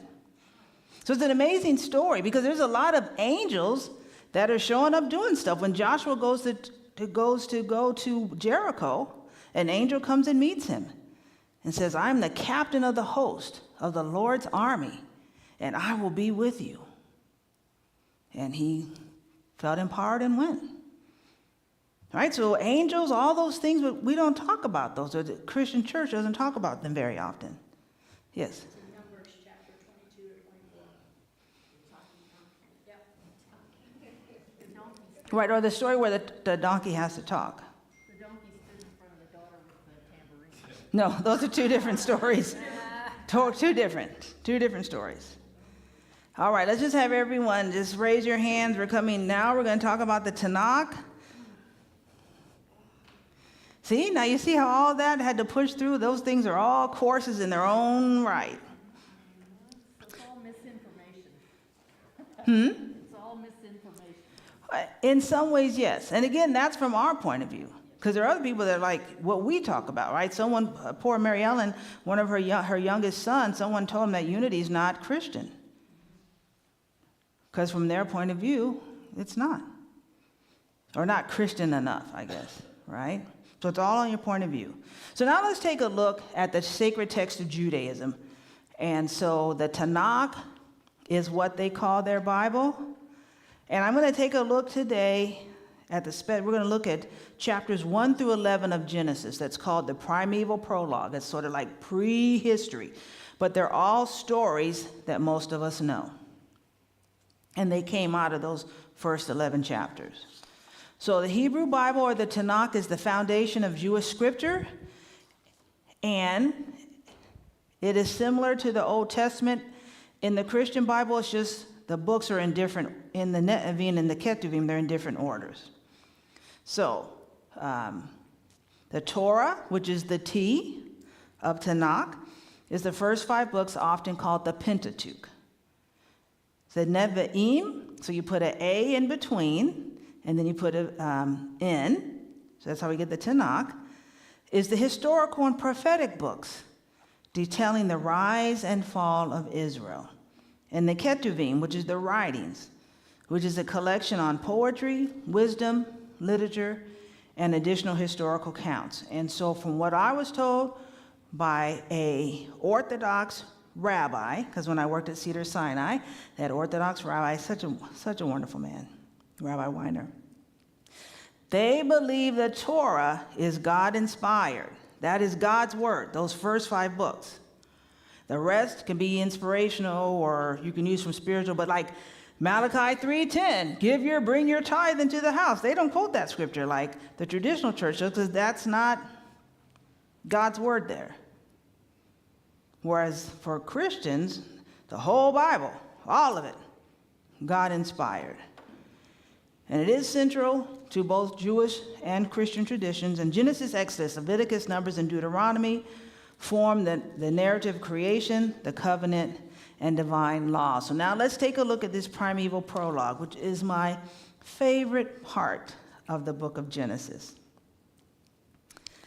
The primeval prologue, it addresses universal human experiences, creation, sin, judgment, and the possibility of redemption from a Christian point of view. Because I asked that very same rabbi, is Genesis 3:15 a messianic prophecy? Because in the Christian church, Genesis 3:15, which is something like the serpent will bruise his heel and he will bruise his head. So yes, this is a thing that even though the devil may hurt Jesus at his crucifixion, he will arise and crush the head of the serpent. He's like, that is not a messianic prophecy. And I was like, thanks for hurting my feelings. Right? He went through this whole thing, the Catholic priest and the pastor, the Christian woman who was over the Christian thing at Cedars. He went through this whole thing destroying her thought that the messianic prophecy said that the mother of the Messiah had to be a virgin. He went straight to the Hebrew on that. And it's like, no, but this word, he's like, no.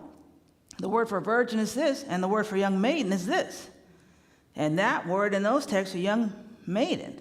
So Sam said, well, what a maiden means that, she hasn't been touched by man. He's like, no, that's not what it means at all. I was like, uh-oh, destroying paradigms, right? All right. So these stories in the primeval prologue are often considered mythic and symbolic, providing deep insights into human nature and our relationship with the divine. So let's talk about this. So I was the pastor at a church, and of course I love the Old Testament. I talk about the Old Testament all day, every day.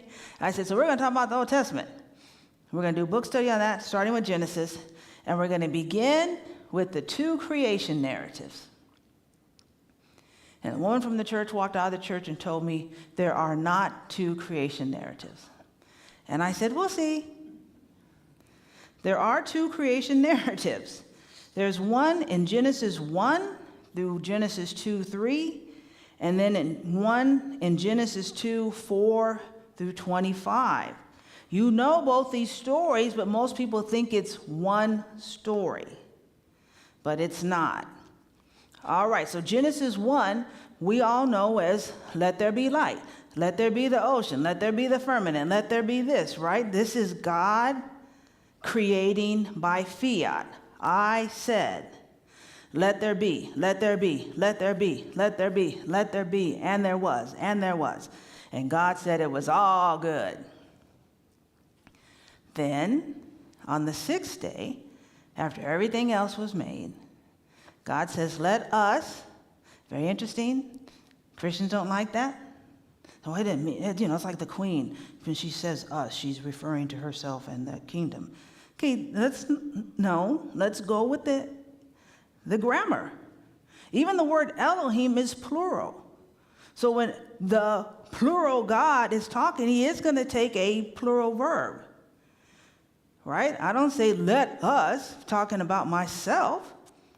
But when I say let us go to the store, I'm talking about me and Gail, I'm talking about more than one.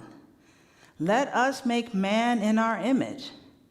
In the image of them, they made man, male and female, on the same day, at the same time. Some of my professors have told me it was actually the same creature. It was both male and female. But we do, whether that's the case or not, we know that on the same day, according to creation narrative 1, male and female were made on the same day. So when I try to preach and you say I cannot because woman was created after man, I say no. I was created on the same day. See, but most people think that that whole story of God said, it was good, let me create Adam and Eve. But Adam, you can check it for yourself. Please do this week.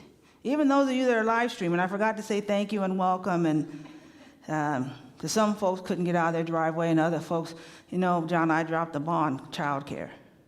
So some of the people that have kids, I didn't even think. But they said, Candy, it's going to be live streamed. So thank you, those of you who are watching. But that whole point is that Adam and Eve are not in the first creation story. They are not. Go home and read your Bible, or just go online and go to Bible Gateway, Genesis 1. Yes, ma'am. And they were created after everything else. Correct. The last thing created. Correct. Every sky, animals. I always say that I wish that of Elohim, that I wish there had been a woman involved, because when they got to day 4 and made creeping things, like, no, we need to have a conversation about these creeping things. What is this stuff you making? Yeah, but if animals were made first, there you go. There are 2 stories. So we break it one. Yeah, because Adam and Eve, the animals come afterwards. The animals come afterwards in Genesis 2. Yes, so that's what I'm saying. These are 2 different creation narratives. But again, to Joe's point, and we've talked about, Becky said the same thing. If I want to use these stories to take away someone's power, I'm not going to talk about that first creation story where man and woman are made on the first day. I would say no. You are less than. You came from man. So you don't have the right to have authority over him. Now, how many know that mans don't have children? Right? And say, well, trans men do. Okay, I'm not talking about that right now. Not to be, that a trans man can have a child. I'm just saying, men in general don't have children. All right, so when it says the Father begotten the Son, well, how'd that happen? Men don't have children. All right, so again, here is patriarchy just taking over things because they want to give the power or disempower women. So again, Genesis 1, the very first creation narrative, man and woman, male and female, are actually the better words, are made on the same day, at the same time, of the same stuff. They're made of the atom, or it could be translated the Adam. Right? Adam, Adam, they came from the dirt. Genesis 2, now we have Adam and Eve. Adam gets to name all the animals, right? I mean, it's like, just like Adam's made, he gets all the animals, he gets to name them. I don't know where he got kangaroo and duck-billed platypus from, but here we go. And he's like, none of these animals are good for the human, good for him. So we're going to take a nap, I'm going to take your rib out, I'm going to make a woman. And what I love about it is that text where Adam wakes up and sees Eve, and he says, bone of my bone, flesh of my flesh. It's actually a song. If you take a look at it, I thought that's right. When a man saw a woman, he broke out into song. It's like, hey, that's right. Come on over here, girl. Right? So yeah, let's go to slide 29. So the Garden of Eden, or go to the next slide. Garden of Eden is Genesis 2. So two different stories. Let there be light and the creation of male and female, and then the Garden of Eden. So Adam and Eve, focusing on relationship and stewardship, reflects humans' dual nature, divine potential in Adam and spiritual wisdom in Eve. Eve took the bite of that apple and fall. So let's talk about that. Let's talk about the fall, which is my next slide, which is in Genesis 3, right? So these are all stories everybody knows. So first of all, I don't think there's apples in the Middle East or in Africa, but so here's the story. The fall emphasizes choice, free will, and consequences. So let's go back. So this very perfect God, who's perfect and has everything right, creates these entities, the archangels, that somehow one of them gets in an attitude, takes 1/3 of them with him. So now they're running loose on the earth. He then creates this man and woman and says, hey, there are 2 trees here. Don't eat of them. Now, how many of you know right there you're already interested? So if I don't want you to eat of those trees, why would I even put them in the garden and then identify them to you? Right? So, I mean, again, these are some hard questions, but what was God thinking about? All right. So, Adam is the one that receives the instruction about the trees, not Eve. Let's start with that. God told Adam, there's these 2 trees, stay away, because when you eat of one of them, you'll be like me. Is that bad? Right? So, now here comes the talking serpent, who meets Eve, says, don't you want to be like God? Don't we? Isn't that the cry of every human to return to our divine self? If you eat of this tree, you're not going to die. You're going to be like God. Now, I heard this one preacher that said, she got that apple. She walked around that whole garden trying to find Adam because she was going to make sure that he ate it as well. But if you read the text, it says, Eve turned to Adam. That means he was right there, right? I can't say, I'm going to turn to Gail right now. She's not here. To turn to someone means they were right there. So the whole time this talking snake is having this thing, Adam is standing right there. And he could have said, now, Eve, this snake, this is not what God said. So let's not listen to the snake and let's just go away. So she takes a bite of this apple, she slams Adam to the ground and stuffs it in his mouth it says she turned to him, she took a bite, and then she handed it to him. But somehow, she is the cause of every single problem on this planet. even though he was right there. I mean, this isn't Manasseh's opinion. Read the text. I'm inviting you. Go to Bible Gateway, Genesis 3, and read it. He was there the whole time. You know, women are evil. They don't obey the Lord. They got a mind of their own. That's where these thoughts come from. The story of Lilith comes from Genesis 1 and 2. Because Genesis 2, you have this nice wife, Eve, that does what she's supposed to do up until this point. But what about the woman that was made at the first day, the first section? Well, that's the story of Lilith, not in the Bible, but it is in the Talmud and other Jewish stories, who then became a demon, right? So she's not one of the original 1/3 that was with dude. She becomes a demon because this is the story. Let's all take a deep breath. That one time when her and Adam, because he's still from the first part, were getting ready to get it on, she wanted to be on top. And he was like, no. And she was like, yes. He's like, no. She's like, bye. Right? Because I don't have to be submitted to you all the time or underneath you. So a woman that thinks like that, she got kicked out of the Garden of Eden, turned into a demon, and tries to kill people's children at night. And all of us have set a spell against her to stop her from killing our children. You say, girl, Minnassa, you really just over the edge right now. If you've ever sung a lullaby to your child, you were saying a Lilith bye. That lullaby was a spell of protection to keep Lilith away from your child that night. So see how all this stuff is intertwined, but they don't tell us.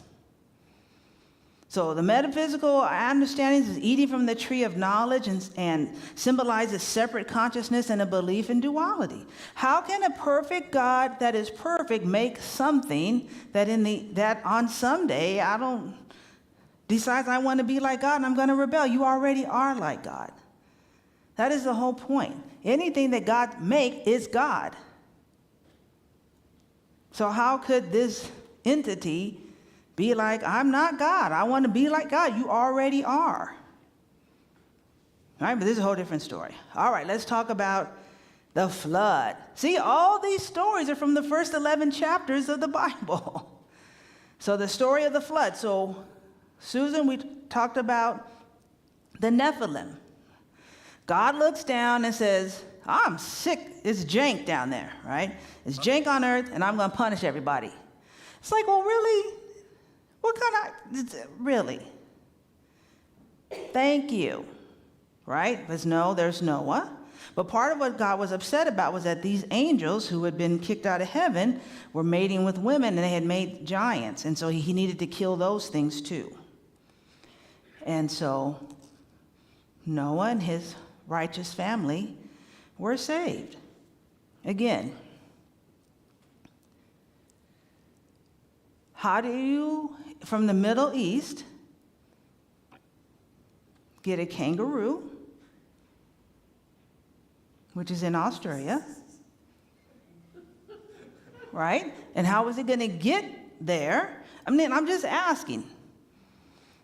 Now, how, if you have a rabbit, if you got 2 rabbits and a Bengal tiger or a lion or a cheetah, right? I mean, these animals had to eat something, right? So you had to have more than 2 of the thing they ate, right? Again, so this, I'm not in any way being disrespectful to the story, because the flood happened because every religious story has a worldwide flood. So something did happen.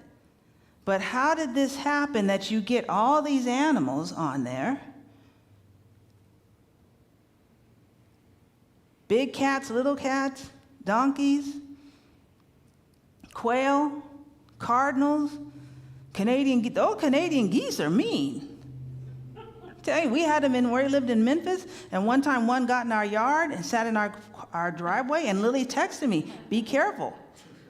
Because if it had wanted to stay in our driveway, we wouldn't have been able to park there. right? So how did you get animals from Asia, Africa, all over the world to come to this space?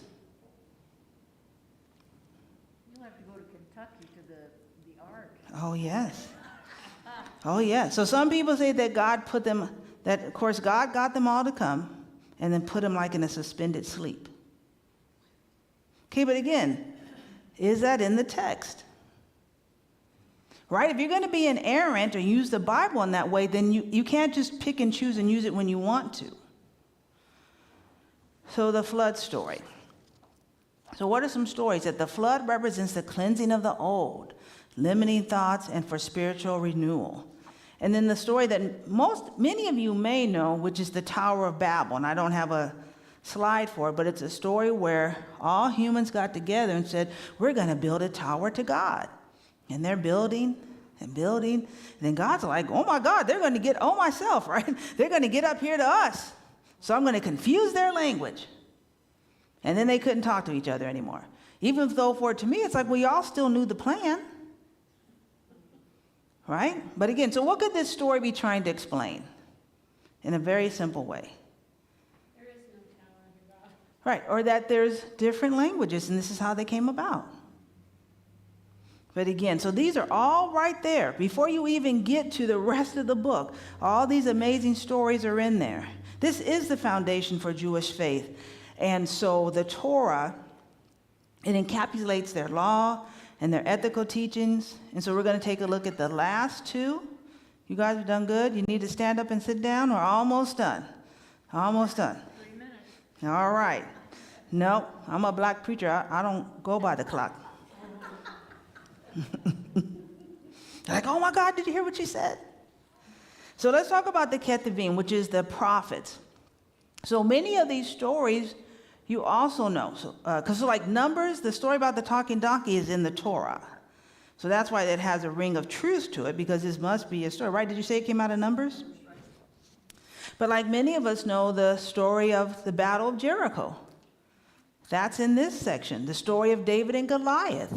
It comes out of the Kings, right? Saul was like, because the story of David and Goliath really tells the truth about the consciousness of people in those days, that the gods were really battling. And so if my God beats your God, that's why we won the war. So Goliath is like, listen, we don't need to kill everybody. I'll represent my God. You send out some representative from your God. And let's just do it that way. Right? And Saul's old, and, Goliath was big and young, and he's like, I ain't dealing with that. And so that's why there's so much power of God in the story, because David won. So that means the Jewish God won. But again, that story is there. The major prophets, the message of judgment and hope, that in the midst of despair, they had lost their homeland. And the call was to remain faithful. Let's go to the last part, which is the Ketuvim. So we all know those songs. The Lord is my shepherd. The Psalms, the songbook of the Bible, Tehillim, the Proverbs books. If you're at a black church on Women's Day or Mother's Day, they're going to talk about the Proverbs 31 woman.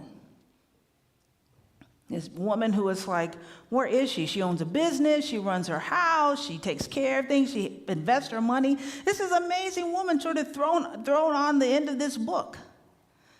All of those things are in there. And then very strangely, the book of Daniel is in there, which you think would be with the prophetic, with the prophets. And so Daniel's in the lion's den, having faith, believing anyway, right? Then when things seem to not be working for you, will you have faith that God will rescue you? And so all very good stories. So how does Unity look at the Tanakh? Views these stories as allegories for the spiritual journey and about the relationship between the individual soul and divine mind. And all of these stories are showing us that when people were able to connect with divine mind. So one of the things I was telling Augustine, who is Mary Ellen's oldest son, is that the story of the feeding of the 5,000, of Jesus taking a little and making a lot, is not a new concept. because it's Elisha or Elijah with the widow with the oil. They were going to sell her sons into slavery because she owed money. And he said, how much oil do you have? He said, get as many containers as you can. And for every container, she was able to fill that up. Fill it, even though all she had was all that was in this little bottle was all she had. And when she ran out of containers, she ran out of oil. And she was able to sell that oil and pay off her debts. So taking nothing and making something, or taking little and making a lot, is a theological concept that goes from the Old Testament, from the Tanakh, into the New Testament. So when that story is being attributed to Master Teacher Jesus, people understood the concept because it had happened before. Yes, Joe? Prosperity in the sense of abundance. That's in your consciousness. Right? Because if the widow had not believed, right, so she had to step into that consciousness that, okay, whatever this crazy thing you're saying, I'm going to do it. Which be like, that's not how stuff works. It wouldn't have worked for her.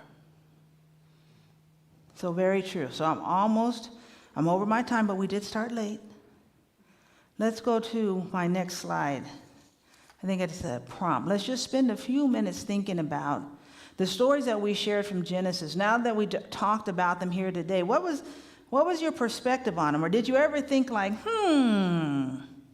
Or did you think, oh, that's Old Testament is not applicable to me because the New Testament is where Jesus is, when you were in your previous spiritual path, or even now?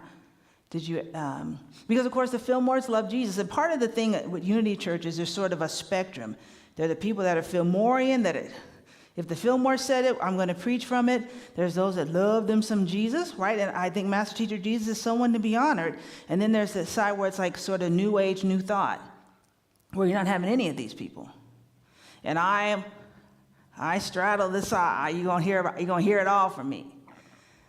But let's encourage you, maybe if you don't, to think about when you hear about the more than one creation narrative, this story of what was the perception of God that they were okay with him putting people in a garden, telling them not to do something, and then, because when it happens, God comes into the garden, he goes, what happened? What did you guys do? It's like, well, you don't know? Right? So are you all knowing or what? You knew something happened, but you didn't know what happened. And then they thought they could hide from him. And then after they ate that, then they both knew they were naked. So it's like, how did you not know you were naked before?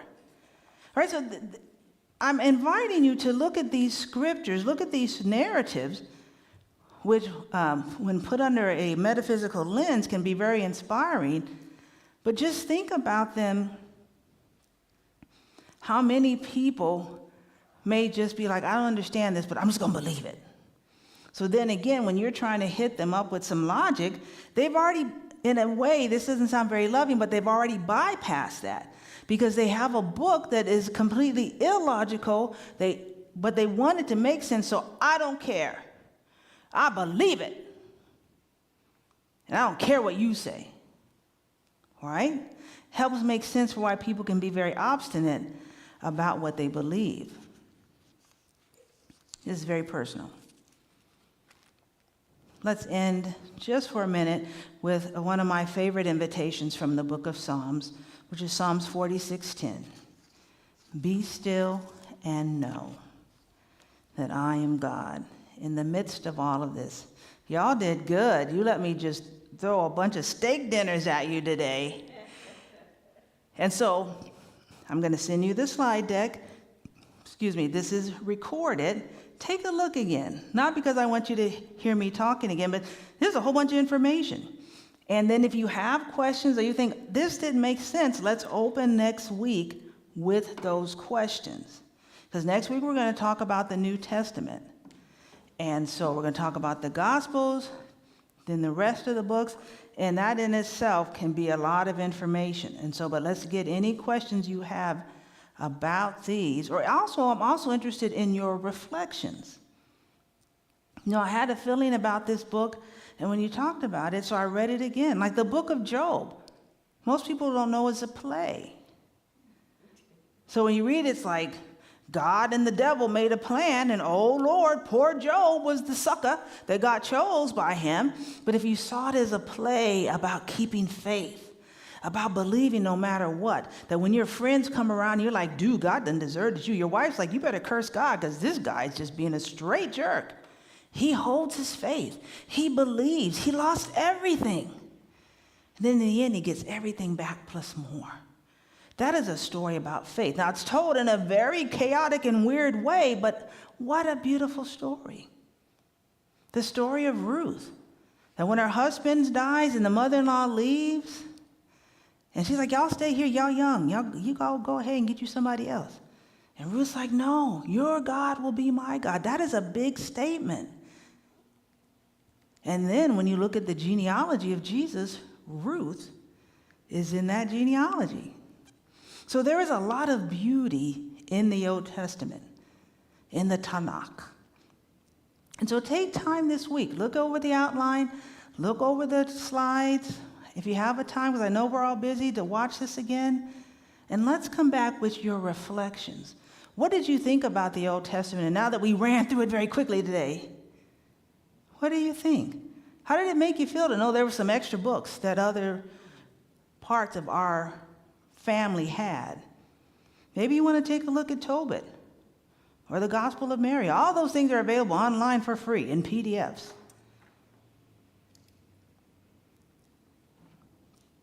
Any questions? All right, Psalms 46:10. Oh, I'm sorry. Yes, Meredy. This, I don't think, you mentioned it very briefly, but I just wondered how anyone or a group of people could be lost in a desert for 4 years when there's north, south, east, and west. And they were going less than 11 miles. I never understood that metaphor there. But think about the story of someone so lost in their worldview, someone so caught up in how things are, that even though you want to say, no, that's not how it is, this is how it is, they could stay stuck in that 4 years. So that's sort of that concept. And again, the question is, as long as they were disobedient to God, they couldn't move forward. So we say we're not going to be disobedient, but as long as we're disconnected from the God within, we're just walking in circles. But then when we make that connection, the way becomes clear. Red Sea is parted. So I would say that is a concept for that. Yes, ma'am. And even when we're walking in circles lost, the God within takes care of us with daily manna. Correct. Daily feeding, even though we're not really where we should be. And I hate that word should, but, Correct. you know. Yes. Touch on whose idea it was that Mary could get pregnant without having sex. So. Not today. Correct. So that'll be in the New Testament. But that whole concept, which again, we talked about the Greek understanding that God could get you pregnant. Right? So that's why I said I'm not trying to get down with the Greek religion, because I'm not trying to outrun Zeus. I know what this cute little outfit I got on Zeus would be trying to really get with me, right? Right? Or a young girl. So that concept that somehow you could come so in connection with spirit, right, for us, that you could give birth. Right? So yes, Yobote Taylor told me that, yes, a woman can reproduce and she would have a woman because that's what's in my ovum. But when there's a boy, she's like, a man had to be involved in that. I said, now, Dr. Jill, let me step outside, because when the lightning bolts start coming, I ain't trying to get hit by that. But it's a good question. It's a good question. How did it happen? It's a miracle. Right? It's going to be a miracle. It's a good question. Yes. Well, I always think visually I always think of the yin yang, the wholeness of two forces, constantly in motion. It makes perfect sense to me in looking at the world. Correct. But you're talking about biologically, my ovum's got to drop into my fallopian tube, then it has to get caught in my uterus. I mean, there's a whole bunch of stuff happening there. Yes. I was just curious on, here it says the role of the divine inspiration in unity and other Christian traditions. And maybe I did stop right at that moment, but I just didn't. Well, so that's why unity can keep the book without the dogma, because we understand that there's divine inspiration. So look for that. Where do I see God in this text? God of my knowing, a God of absolute good, a God that in the work of Christ represents love, wholeness, and openness. Again, so even in the Bhagavad Gita, which we'll talk about, or the Mahabharata, or the Tao Te Ching, right? God is in those texts somewhere. And so that's what we're going to look for. You know, that my old pastor used to say, that golden thread that ties all religious paths together, that's that divine inspiration. Does that make sense? Yep. Y'all just working me. How did that? So it's a concept. And so we'll talk about that. So I'll give you some homework. Is there a difference between the Immaculate Conception and the virgin birth? Because people think those are the same thing, but they're two different things. Two very different things. Say, well, you know, yeah, she was pregnant by God. It was the Immaculate Conception. Nope, that's not that.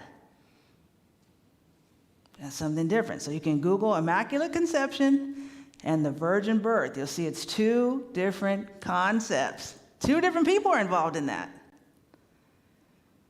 All right, I'm trying to get us to meditate, and y'all just keep asking questions. Susan's looking at me like, what you talking about? All right, let's take a breath in and out, to be still in our knowing. There are people that have never had a book about God, but they have known God, the God within, from the sound of the wind and the water, from the light of love that they saw in someone or something. And so we are thankful that in the silence, that in being still, we are able to know our own divinity.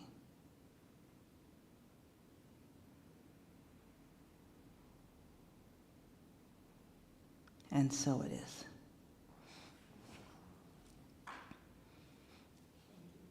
All right. Yes, your mind exploding. And now that I think about it, This is the most energetic, creative, spiritual education class I've ever well, thank you. All right, so next week, we will be looking at the New Testament. So in addition to all the 800 other things I ask you to do, and you can let Google help you, or if you have ChatGPT, ask ChatGPT, give me a summary of the New Testament. All right? Put the church back together now? You want to put the church back together? We are together. Yes, let's move the seats. And thank you, first of all, to Dan, who came and set this up, because I'm like today, like, oh my God, Dan, is the church set up? He's like, it will be. And thank you to Melissa and Louise, who dug me out so I could actually get here today. And thank you to everyone watching online. We'll see you next week. So if tomorrow you have questions, let's talk about it.